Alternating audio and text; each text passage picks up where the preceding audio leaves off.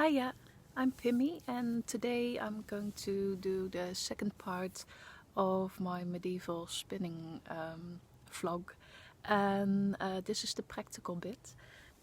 And first let me show you the spindle that I use for medieval spindling. This is an old, vintage, maybe even antique, but least old Bulgarian spindle, and these are made to be used in your hand, and you don't let it hang from the thread like a drop spindle, and you don't spin it supported on the bottom tip like a supported spindle. It stays in your hand, and it has a really thin tip at the top, which is perfect for spinning fast, even though it doesn't have any weight. It's a unweighted spindle. It doesn't have a weight at the bottom or at the top. You can spin it really fast because you keep it moving, and the thinness of the tip means that if I flick it, it goes really fast in my fingers. Now, this Bulgarian spindle is really my favorite because it has a little little bump at the very tip, and that makes putting a half hitch onto the spindle tip easier, because it doesn't slide off.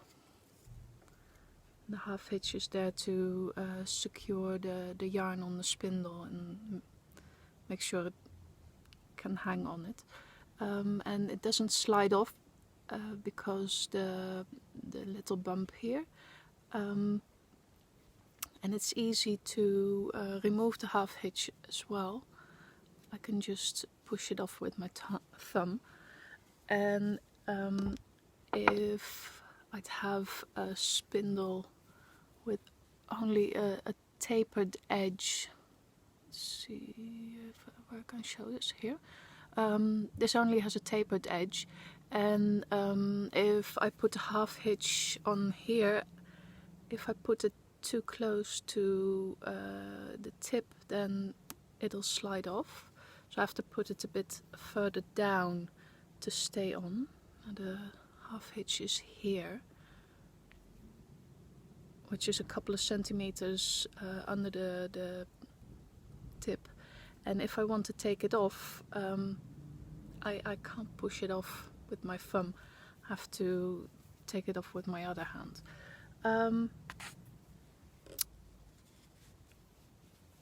To spin fast, you want to be able to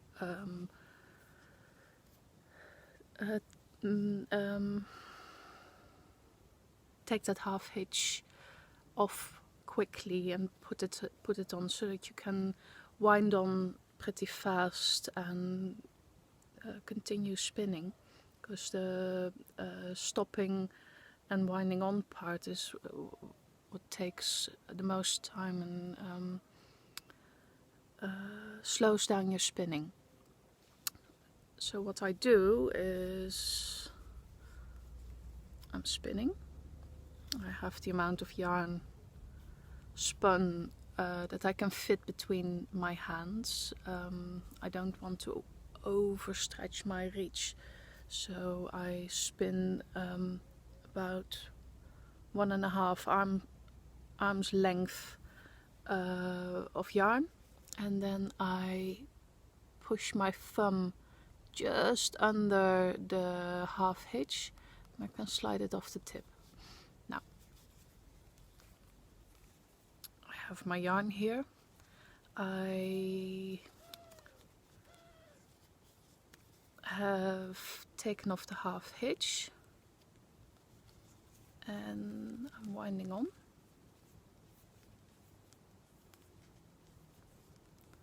Now the last 30 centimeters of yarn I'm going to use to secure the yarn to the spindle so I can continue spinning again. I go to the bottom of the spindle and I wrap it around the bottom twice. Then I go up and over the already stored yarn and I spiral up the shaft right underneath the tip, and then you can see it. I put my finger on the yarn I keep under tension and I make a loop. Can you see that? I have a loop of yarn here over my finger. I put my finger on there and make a loop. Now I put that loop on top of the spindle and over it, and I have my half hitch. So I take it off and I put it on. Take it off and I put it on.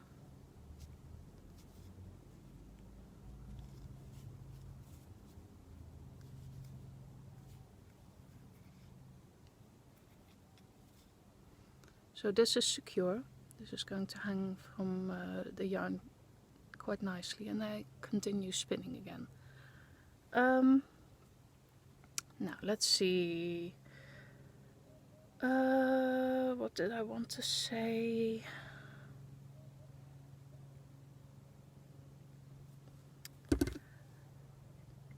Now onto the spinning, I think. I'm spinning from a distaff. I explained this that because the spindle is kept moving inside my hand and doesn't leave my right hand at any time, I need an extra hand to hold my fiber because otherwise I can't draft the fiber. So I use a distaff as my extra fiber hand, and I use the tension from pulling down the fibers from the distaff to create my yarn. I'll show you. I stick the distaff in my belt. Let's see if I can show you that. I have a belt around my waist and I stick my distaff in, and usually so down the side, and it comes up under my my elbow, and it rests at the small of my back and comes up under my elbow, and I hook my thumb on the distaff. Here you can see it. So it's the distaff is leaning on my arm and my arm is leaning on the distaff. This way I can move and orient the distaff where I want it, get the wool closer to me or farther away, without hurting my arm. I keep my elbow close to my body and I don't hurt my arm or my shoulder that way. Let's see if I can do this sitting down without the chair being in the way.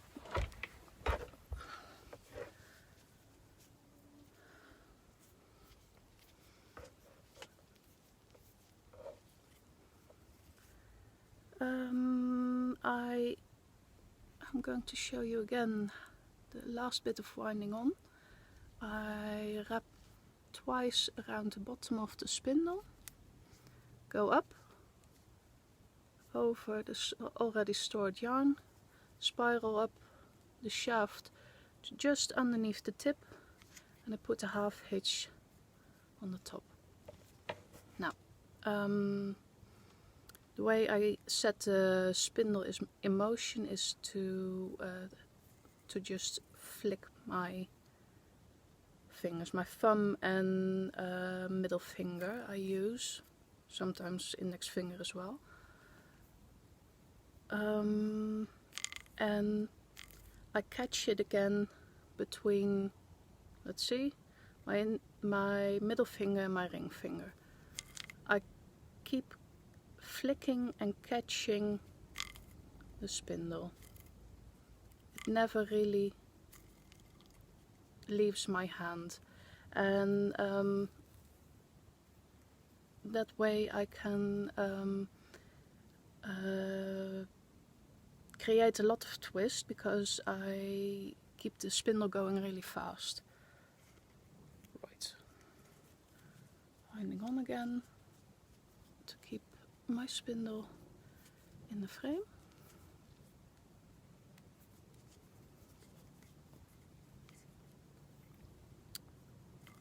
Now, for what I do with my left hand, my fiber hand, how I draft, I have my thumb hooked on the distaff, and my first two fingers of this hand are going to pull down, with the help of the third finger, are going to pull down the fiber. I let a little bit of twist travel up above my fingers, and those grab onto the fiber on the distaff, and that way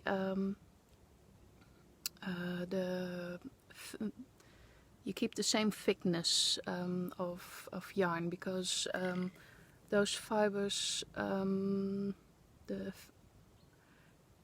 thickness of the yarn already spun, the twist travels up and grabs the same amount of fibers. Now my fingers only have to pull the fibers down, so I let the twist travel up and I pull down. I open my fingers and the twist goes above my fingers into the fiber supply, and I pull down, up, and I pull down. You can see? Hardly, I think. I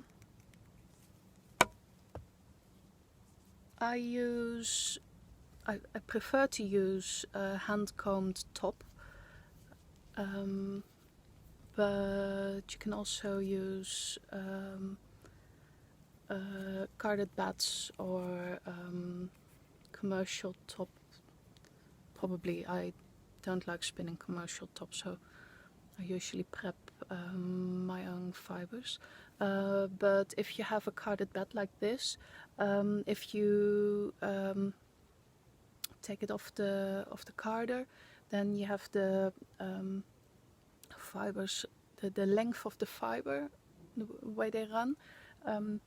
You make sure that the length of the fiber goes from the top of your distaff down, and then you can pull the fibers down.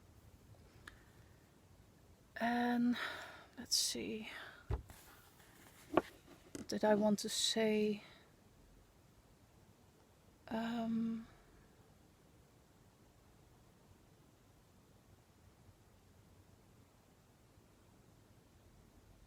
Yeah, it's important to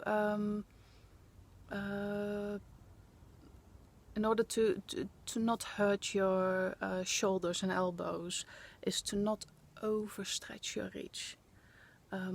Don't spin a longer thread, just wind on more often, because if you've spun about an arm's length, and your spindle is an arm's length away, you still have to unhook the fiber from the tip, roll it down before you can roll it up, and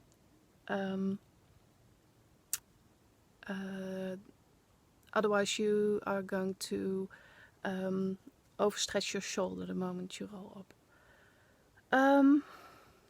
I think that's it. If there's questions, things I didn't explain well enough, then I'd love to hear that. Bye.